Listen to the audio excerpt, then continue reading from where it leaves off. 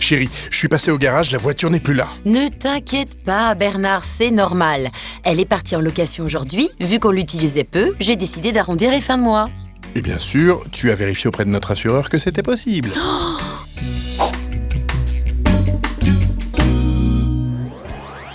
Si vous désirez louer votre appartement ou votre voiture, faire le point sur vos contrats d'assurance est loin d'être superflu. Pour ce faire, nous vous conseillons de contacter votre assureur ou votre intermédiaire d'assurance.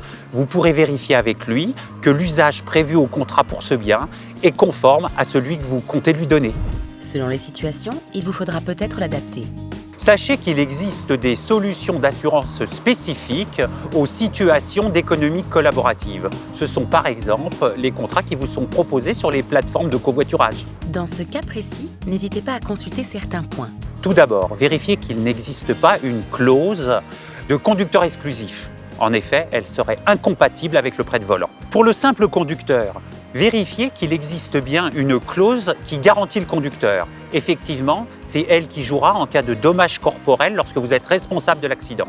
Vérifiez également les conséquences d'un dommage causé par un conducteur occasionnel, voire novice. Effectivement, dans ce cas, vous pourrez avoir pour le conducteur occasionnel un malus et dans le second cas, une surfranchise. Enfin, si vous êtes dans la position du covoituré, n'hésitez pas à demander au propriétaire du véhicule une attestation qui reprendra tous ces éléments.